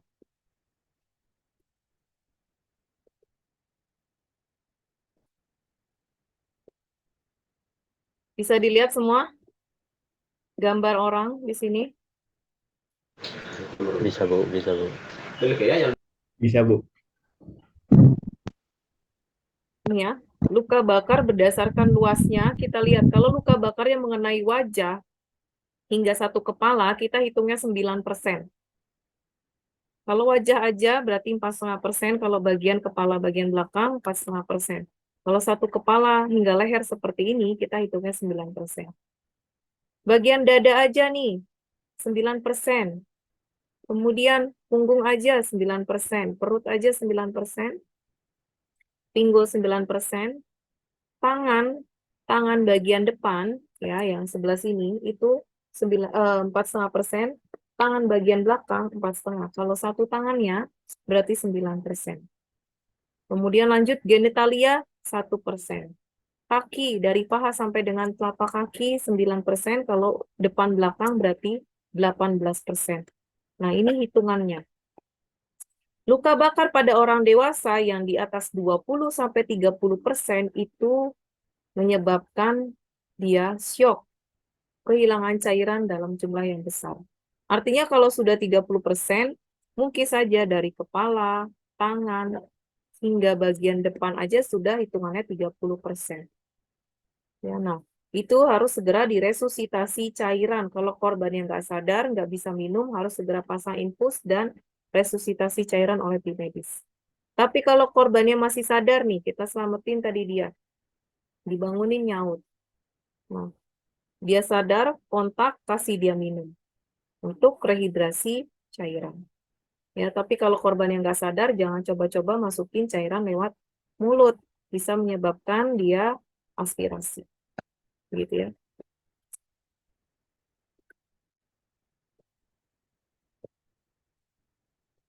Nah, berikutnya ini adalah contoh ya, terbakar sinar matahari, kemudian ini second degree superficial, second degree drip, ya, dan third degree. Nah, ini tidak hanya berdasarkan kedalaman, tapi kita nilai berdasarkan luas. Ini harus segera resusitasi cairan, karena ini kita bisa lihat aja lukanya sudah lebih dari 30%. Bagaimana cara kita menolong korban yang mengalami luka bakar atau kebakaran? Yang pertama, padamkan sumber panas atau pisahkan korban dari sumber panas. Kalau korbannya ada titik apinya, ya kita siram dulu pakai apar. Kalau korbannya pingsan, tidak ada titik api, ya langsung tarik korban. Kemudian lakukan penilaian tadi, panggil, cek responnya. Ya, cek nadi napasnya. Nggak ada nadi, nggak ada napas, resusitasi. Kalau korbannya masih ada nadi, ada napas, langsung guyur dengan air dingin kurang lebih 10 menit. Ya, ingat, harus diguyur, jangan pakai air panas, harus air dingin. Kemudian, mulailah melepaskan pakaian korban. Ya, artinya sudah aman nih, napasnya ada, nadinya ada ya, baru kita lakukan step-step seperti ini. Tapi kalau nadi napasnya nggak ada, yang terpenting adalah resusitasi jantung dan parunya dulu. Setelah melepaskan pakaian korban, baru kita lakukan pembersihan atau perawatan lukanya supaya lukanya tidak mudah infeksi. Ya, paling tidak kita gunakan dulu antiseptiknya setelah dicuci, kan sudah dicuci lukanya. Kita kasih balurin antiseptik. Antiseptik itu bisa kita pakai betadine, balurin, tutup dengan kasa di plester. Yang luka yang mengalami lepuh atau ada luka bakarnya. Kalau dia kesakitan, kita bisa kasih obat-obatan pengurang rasa nyeri. Nanti untuk obat-obatan ada di materi MFA ya biasanya tentang farmakologi. Obat-obatan apa aja sih yang boleh kita simpan di atas kapal? Dan obat-obatan apa saja sih yang boleh kita berikan pada korban A, korban seperti kasus B, kasus C gitu ya. Kemudian penata laksanaan sederhana luka bakar lainnya adalah mengganti cairan tubuh ya untuk mengatasi dehidrasi yang saya katakan. Kalau orang luka bakar artinya dia kehilangan cairan. Cairan komponennya nggak hanya air aja, ada elektrolit di situ. Natrium, kalium ya yang berperan penting untuk pompa jantung ya, supaya kita nggak lemas ya. Kalau korbannya masih sadar silakan kasih dia minum. Kalau korbannya tidak sadar harus tunggu tim medis biar pasang infus. Kalau lukanya ada bula bagaimana? Nih, misalkan kita terkena benda panas, kena besi panas, timbul bula. Bula itu boleh nggak sih dipecahin?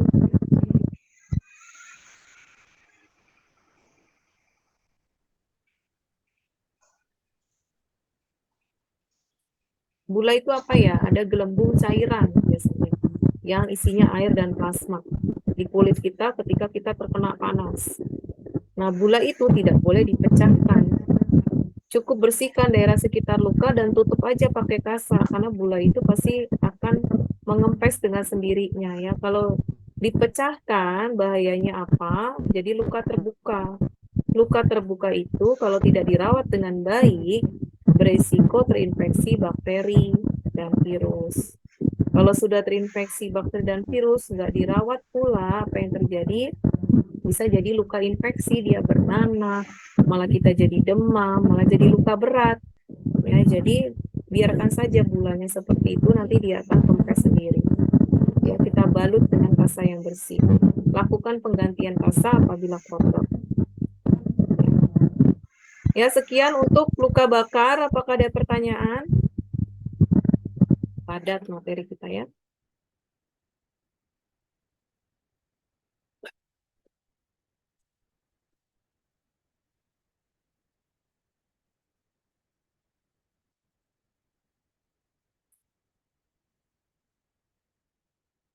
Adakah pertanyaan?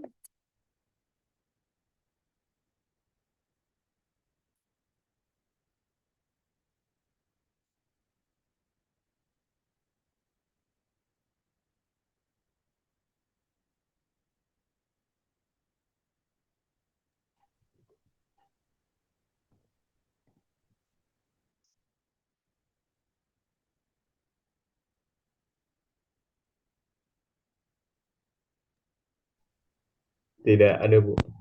Cukup. Cukup ya, bila cukup kita akan lanjut ke luka dan patah tulang. Materinya padat, silakan disimak baik-baik. Bagi yang mau minum dulu, silahkan. Ya, karena ini di-record, jadi saya mohon untuk mengaktifkan videonya ya. Dan menyimak dengan baik.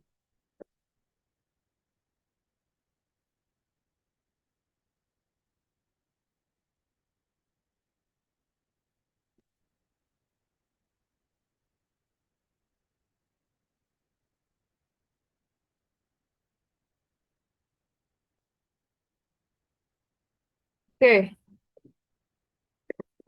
Luka dan patah tulang. Luka, apa itu luka? Kerusakan atau terputusnya hubungan suatu jaringan, jaringan kulit, jaringan pembuluh darah, ya, jaringan tulang, nah itu yang disebut dengan luka. Klasifikasi luka, luka memar, luka lecet, luka iris, luka robek, luka tusuk, luka tembak, dan luka bakar. Luka memar yaitu kerusakan jaringan bawah kulit atau pembuluh darahnya pecah. Ya, tadi pembuluh darah kapiler terbentur misalkan atau kena pukul kayu. Kemudian kita lihat ada lebam, nah itu disebut dengan luka memar. Apa yang kita lakukan? Lakukan 24 jam pertama yaitu kompres dengan menggunakan air dingin atau air teh. Berikutnya, kompres menggunakan air hangat ya di hari keesokan harinya. 5 menit air hangat, 5 menit air dingin, lakukan 5 kali sehari. Kalau kesakitan banget, boleh kita kasih analgetik ya, obat-obatan nyeri. Luka lecet, terkelupasnya permukaan kulit akibat pergeseran dengan benda keras dan kasar. Jatuh di aspal misalkan. Nah ini apa yang kita lakukan? Harus bersihkan lukanya dulu dengan air bersih. Kalau kita sudah ada alat kotak P3K di atas kapal, ambil kotak P3K-nya. Ambil cairan NaCl atau cairan Aquades untuk bersihkan luka. Sudah bersih, baru kita balurin antiseptik yaitu betadine. Baru tutup lukanya dengan kasa. Dan lakukan penggantian secara berkala, kotor ganti. Bila kotor ganti gitu ya. Luka iris, kerusakan jaringan oleh benda bertepi tajam. Kalau luka irisnya yang terkena arteri yang terpotong, bahayanya apa? Tadi saya katakan perdarahan. Perdarahannya sudah didep, tapi makin lama kok nggak berhenti-berhenti juga. Kalau arteri bisa setengah jam kita ngedep, bisa lebih. Ya, apalagi arterinya sangat dalam. Karena arteri aliran darahnya sangat deras. Apabila kasa yang tempat kita dep sudah penuh, nggak usah dicabut, ambil kasa lain tumpuk di atasnya dan dep lagi. Kemudian satu hal yang penting dalam mengedep luka, jangan menggunakan tangan kosong. Beda itu kalau lukanya luka kita sendiri. Kalau lukanya orang lain, sesuatu yang keluar, cairan tubuh yang keluar dari tubuh korban, entah itu darah, cairan apapun itu, ya, yang keluar dari tubuh korban, sifatnya adalah menular. Jadi jangan coba-coba kita menggunakan tangan kosong, ambil sarung tangan. Atau plastik kita alasi, aduh sarung tangan nggak tahu di mana, sementara darahnya udah bercucuran.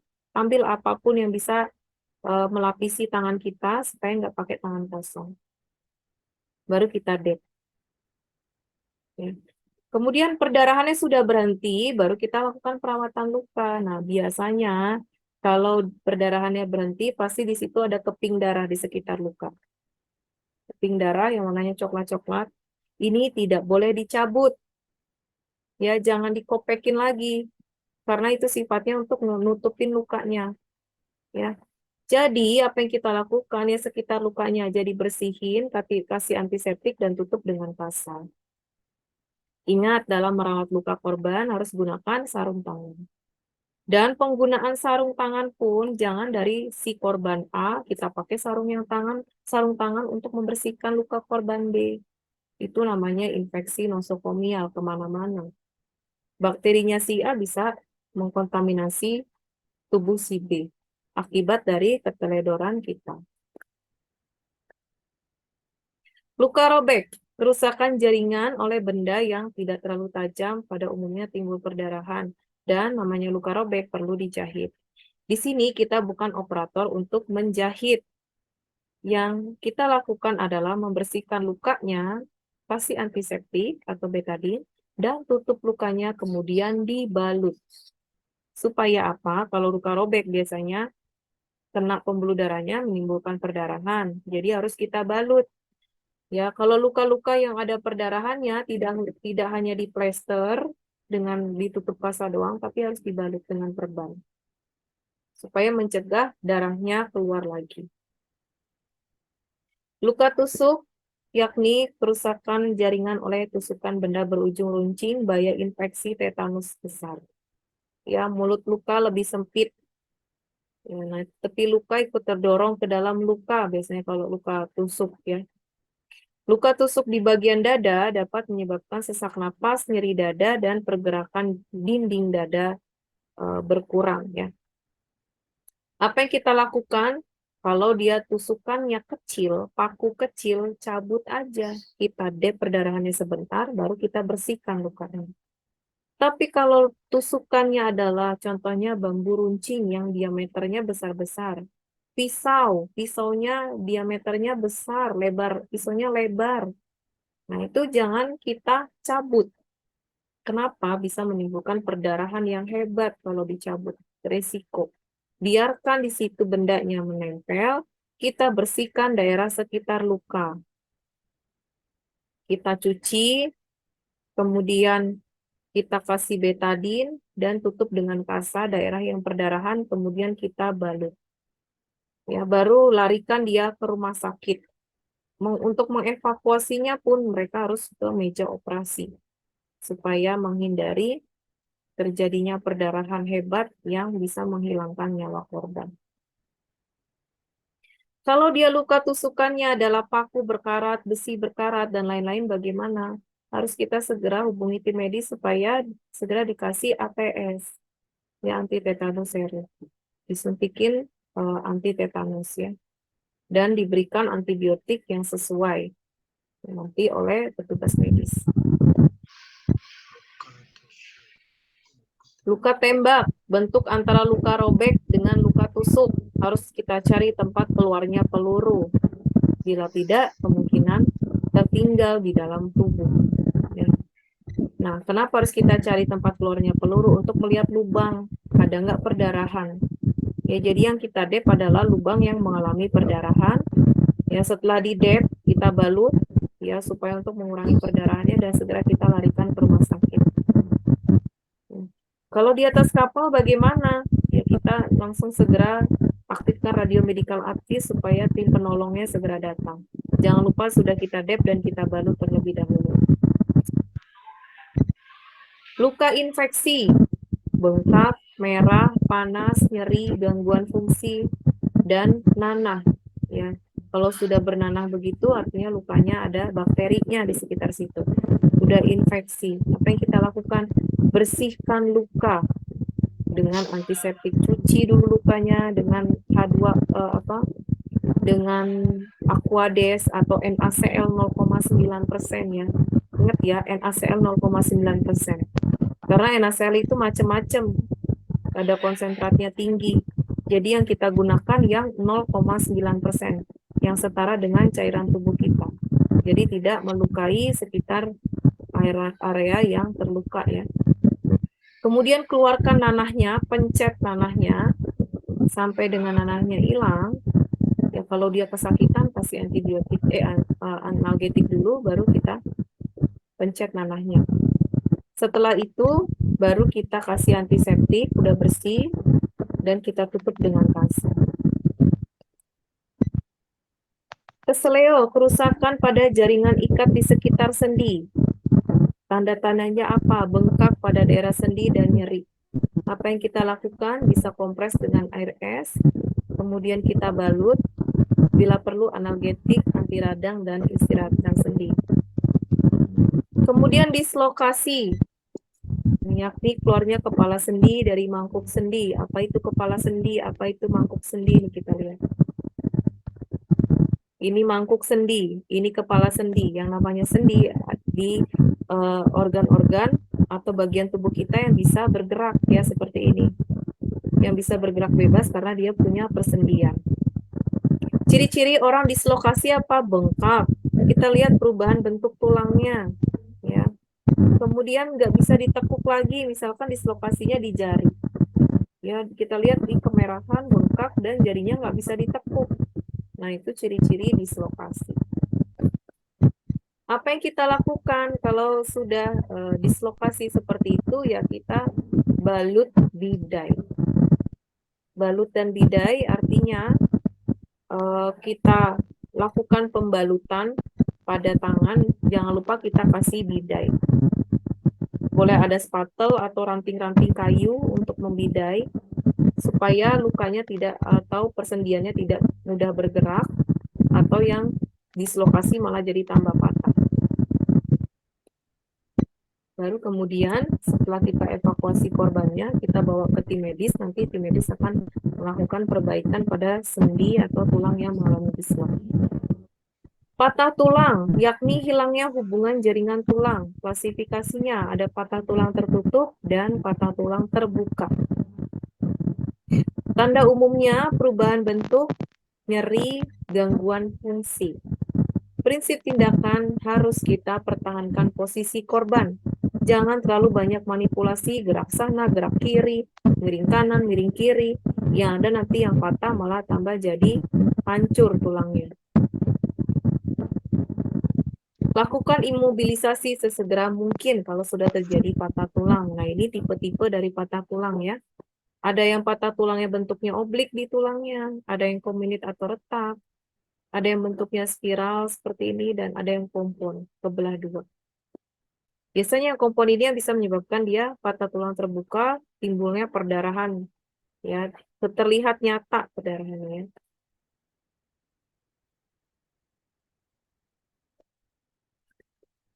Tulang-tulang yang mudah patah atau pecah, tempurung kepala, ya, tulang punggung, lengan atas bawah, tulang paha, betis, tulang kering, dan tulang iga. Ya, karena lapisan kulitnya itu sangat tipis. Ya, nah ini mudah sekali untuk patah. Tadi penanganan pada patah tulang, mengurangi gerakan pada yang patah. Usahakan ketika kita menggerakkan yang patah itu ketika kita sudah mobilisasi terlebih dahulu. Sudah melakukan pembidaian terlebih dahulu. Ya, nanti untuk materi pembidaian nanti di akhir hari itu akan ada ya saya kasih materi tentang balut dan bidai.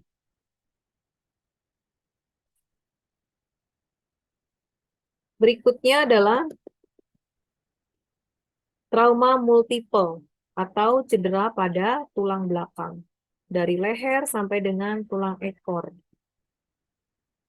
Angka kejadian trauma tulang belakang, servikal ini yang paling sering, 55%. Torakal 15%, torakolumbar 15%, dan lumbar sakral 15%. Ya, karena servikal ini rentan kalau orang jatuh, nah lehernya itu yang rentan sekali mengalami cedera, ya, atau patah. Sehingga medula spinalisnya ikut rusak. Ya, sehingga medula spinalisnya rusak, jadilah trauma multiple. Multiple itu banyak. Jadi nggak cuma lehernya doang yang cedera, tapi organ tubuh kita juga mengalami cedera. Ya, itu yang disebut dengan trauma multiple. Kerusakan pada sumsum tulang belakang merupakan kerusakan permanen atau menetap karena tidak akan terjadi regenerasi jaringan syaraf. Beda dengan tulang kita. Tulang kita kalau patah, dia akan membuat jaringan baru. Ya. Kulit juga. Kulit kita kalau putus kemudian dijahit, ada regenerasi tulang. Regenerasi kulit. Dia akan menutup sendiri. Seperti kita terkena pisau, pasti dia akan menutup sendiri. Tapi kalau sumsum tulang belakang, sifatnya adalah permanen. Gejalanya apa aja? Lumpuh, hilang rasa, arefleksia, gangguan fungsi BAB dan BAK, denyut jantungnya melemah, terjadilah shock neurogenik, tekanan darahnya menurun, kesadaran menurun, dan priapismus. Bagaimana kita menangani orang yang beresiko cedera tulang belakang? Harus pertahankan posisi sama seperti patah tulang tadi. Ya, kalau dia di servikal, kasih dia neck collar. Ya, neck collar yang tadi contohnya pada gambar. Nggak punya neck collar, kita bisa modifikasi pakai apa? Pakai kain digulung-gulung yang tebal. Kita buat buletan supaya bisa mengelilingi leher. Atau kita bisa pakai kardus.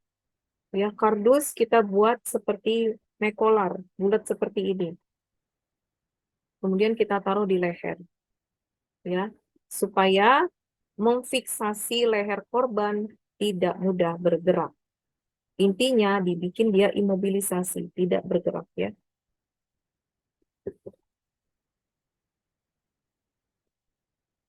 Cedera pada otot. Nah, ini kita lihat ini adalah jaringan otot yang relaksasi. Dan ini jaringan otot yang berkontraksi. Kontraksinya terlalu kuat atau angkat bebannya terlalu berat bisa menyebabkan sobekan pada otot hingga perdarahan. Ini tulang kita lihatnya. Kemudian ada tendon, di sini ada ligamen. Nah, ini ototnya. Cedera otot merupakan kerusakan pada struktur di dalam otot. Ya, otot merupakan jaringan yang bergerak aktif terdiri dari serat-serat dan dibungkus dengan selaput. Biasanya orang yang mengalami cedera otot orang yang terlibat dalam olahraga. Atlet misalkan. Dia lari, tentu saja otot tungkainya bergerak atau dia membesar untuk menopang kakinya supaya kuat berlari. Bisa nggak cedera? Bisa, jadi sobek karena terlalu dipaksa bergerak atau berlari. Ya. Nah, apa yang bisa kita lakukan? Atau gejalanya apa sih kalau sudah cedera? Gejalanya apa? Nyeri, ya. Kemudian apa namanya? Disertai dengan kram biasanya. Nah, kalau sudah terjadi cedera pada otot, tindakan pertama yang bisa kita lakukan adalah PRICE. PRICE ini singkatan. Protection, Rest, Ice, Compression, dan Elevation. Protection pada daerah yang cedera kita kasih perlindungan agar terhindar dari kerusakan lebih lanjut. Kemudian rest, kita istirahatkan ototnya. Jangan kita gunakan lagi untuk berlari kalau memang sudah terjadi kram atau spasme otot, kemudian kesakitan. Ice, kita kompres dengan bantalan es untuk mengurangi peradangan. Baru kemudian compression, kita kasih stocking di sekitar otot kakinya yang mengalami cedera. Stockingnya pun ukurannya harus pas, jangan kekecilan, itu bisa menghambat aliran darah. Si compression ini fungsinya untuk apa? Fungsinya supaya dia tidak terlalu bengkak, ya. Kemudian menekan pada pembuluh darah dan syaraf. Itu kalau dia terlalu ketat bisa membahayakan aliran darah ke jaringan-jaringan yang harusnya dapat asupan darah ya. Contohnya di kaki. Kita kasih stocking. Telapak kaki kita sudah mulai kebiruan, kesemutan. Nah, ini artinya stockingnya terlalu ketat. Lepaskan. Ya, kompresinya nggak usah pakai stocking. Kita balut menggunakan elastis perban. Bisa. Elevation, kita tinggikan bagian yang bengkak lebih tinggi daripada jantung. Kita kasih korbannya tira baring, kemudian ganjel dengan bantal atau kursi atau kardus ya supaya kakinya lebih tinggi daripada jantung untuk mengurangi bengkak. Adapun obat-obatan yang bisa kita kasih yaitu obat-obatan NSAID, non-steroidal antiinflamasi yang membantu mengurangi nyeri dan radang. Ya, untuk obat-obatan sekali lagi nanti ada di materi farmakologi ya, tidak saat ini. Luka patah tulang, cukup dimengerti, padat sekali ya. Silakan bila ada yang ingin bertanya.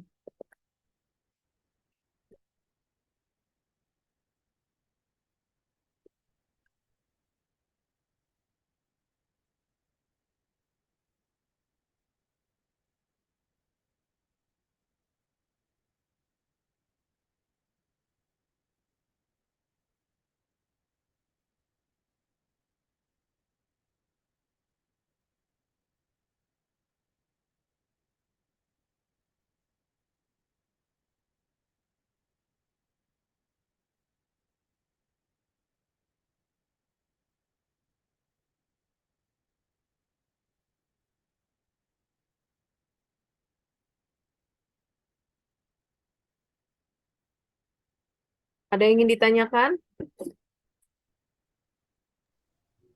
Tidak ada Bu, cukup. Materi terakhir adalah P3K ya.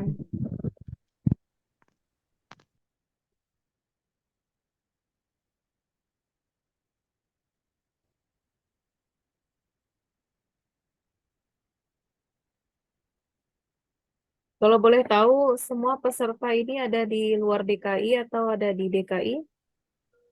Saya dari luar DKI. Jadi kelompok ini macam-macam ya, nggak hanya satu daerah ya. Iya Bu. Dari mana, Mas Aditya? Saya dari Tasikmalaya. Tasikmalaya. Ada yang dari Kalimantan, kemarin banyak yang dari Kalimantan, ada yang dari Lombok. Saya dari Kalimantan Selatan. Berarti jam di sana sudah hampir jam 1 ya. Ini berarti ada yang di bagian Indonesia bagian tengah waktunya. Kita akan percepat aja ya. P3K. Selanjutnya, P3K apa ya kepanjangannya? Pertolongan pertama pada keluarga. Ada keluarga. Yang lain?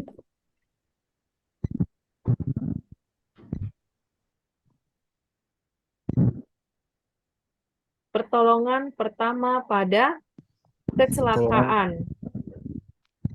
Ya. Jadi amit-amit keluarga yang kecelakaan ya.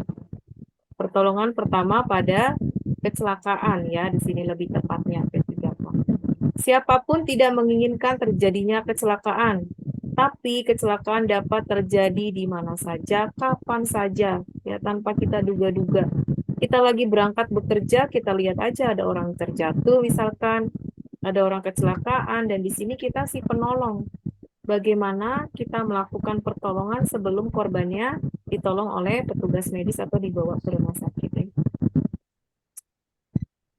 Definisinya apa? Pemberian perawatan darurat bagi korban sebelum mendapat pertolongan yang lebih mantap oleh dokter atau petugas kesehatan lain. Tujuannya apa? Menyelamatkan jiwa, mencegah dan membatasi kecacatan, dan meringankan penderitaan korban. Namanya prinsip tindakan pertolongan yang pertama, jangan panik. Kalau kita sudah panik duluan nih lihat darah, tarik nafas panjang dulu. Artinya kita menenangkan. Itu sebuah kompensasi tubuh untuk kita rileks. Tarik napas 3 kali panjang, baru kita selamatkan korbannya. Kalau kita sudah panik buyar, apa yang mau kita lakukan ya? Bertindaklah cekatan. Apa yang kita bisa lakukan terlebih dahulu? Kalau ada api, ambil apar, ya. Lakukan pemadaman titik api dengan menggunakan apar, kemudian tarik korban dan selamatkan. Jadi bertindaklah cepat. Perhatikan nadi dan napasnya. Nggak ada nadi, nggak ada napas, langsung CPR. Hentikan perdarahan. Kalau ada perdarahan, dep perdarahannya. Perhatikan tanda-tanda shock. Ya, contohnya dingin akralnya, napasnya cepat, denyut nadinya cepat ataupun denyut nadinya lambat. Kemudian tekanan darahnya turun. Jangan buru-buru pindahkan korban kecuali pada saat kebakaran. Kalau misalkan korban kita lihat di atas kapal, ada teman kita mengalami serangan jantung. Ciri-cirinya apa? Tiba-tiba dia nyeri ulu hati sampai dengan nyeri dada, tiba-tiba pingsan. Kita lihat dia sudah lebam. Pingsan, lokasinya TKP-nya masih bisa kita lakukan pertolongan, yang nggak usah kita pindah-pindahin korbannya. Misalkan di koridor, ya biarkan kita lakukan pertolongan RJP-nya di koridor kalau dia nggak ada nadi, nggak ada nafas. Tapi kalau dia kebakaran, gempa bumi, ada kebocoran gas atau kebanjiran, ya kita evakuasi ke tempat yang lebih aman dulu, baru lakukan resusitasi. Cegah aspirasi muntahan dengan cara tadi posisi mantap, misalnya memiringkan badan. Cegah aspirasi dengan memiringkan kepala. Kalaupun kepala harus kita lihat ini ada nggak cedera servikal di sini. Kalau kita sudah pasangkan neck collar, memiringkan badan itu lebih aman ya. Berikutnya, isi dari kotak P3K, namanya P3K, pasti kita nggak asing dengan namanya kotak P3K. Nah, ini isi dari kotak P3K sudah berdasarkan peraturan Menteri Tenaga Kerja dan Transmigrasi. Di sini terkait dengan tentang pertolongan pertama pada kecelakaan di tempat kerja. Isinya apa aja? Ada plasa steril, perban, plester cepat, kemudian ada kapas, kain P3, gunting, peniti. Nah ini kita lihat langsung gambarnya di sini. Isi dari kotak P3K seperti ini ya. Kasa steril, perban, namanya sudah steril, artinya di dalam bungkusan rapat. Kalau kasanya sudah bercecer di dalam kotak P3K tanpa dibungkus, artinya sudah tidak steril. Kalau sudah tidak steril, bagaimana? Ya buang, apalagi ada bercak darah, apalagi ada bekas betadin, ya buang. Maka dari itu sebenarnya diperlukan penanggung jawab atau PJ dalam melihat atau memantau isi dari kotak P3K. Apa yang kurang, apa yang harus disteril ulang, apa yang harus kita lihat pada luarsanya kita lihat. Jangan sampai kita menggunakan barang-barang yang sudah pada luarsa. Plester cepat atau Hansaplast, kapas, mitela. Ini mitela. Mitela bagaimana penggunaannya? Ini adalah kain serbaguna ya.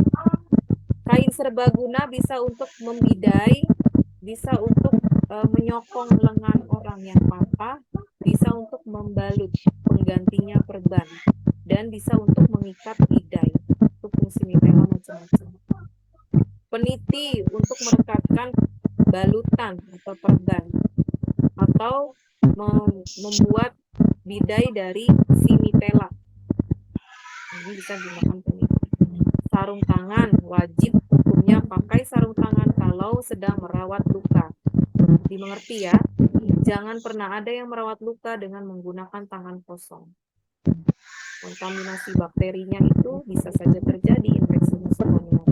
Masker, gunakanlah masker sesuai kebutuhan. Kalau korbannya batuk-batuk hebat, ya pakai masker. Pakaikan korbannya masker, kitanya juga pakai masker. Pinset, ini nanti untuk membersihkan luka, ya mengambil kapas dengan pinset, mengambil kasa dengan pinset, atau mengambil keping-keping darah ya mengambil serpihan-serpihan kotoran yang ada di luka korban, kita bisa gunakan pinset. Lampu senter, gelas cuci mata, kantong plastik untuk muntahan, untuk membuang sisa-sisa rawat luka harus di kantong plastik. Jangan ditebar kemana-mana bekas darah dan betadin. Langsung buangnya di kantong plastik. Aquades, betadin, alkohol, dan buku panduan P3. Baik, sekian untuk P3K. Ada yang ingin ditanyakan?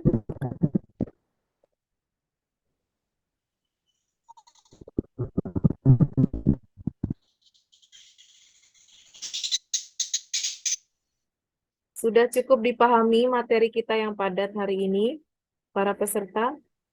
Cukup, Bu. Cukup, Bu. Cukup, Bu. Cukup, Bu. Cukup, Bu. Baik. Ya udah sampai. Setelah ini akan ada kuis ya. Kuis akan saya berikan via WA group, nanti boleh diisi. Ada ketentuan cara pengerjaannya di sana. Materi hari ini juga saya akan kirim via WA group, supaya bisa dibaca-baca kembali. Dan nanti kuisnya, carinya harus berdasarkan materi yang saya sampaikan.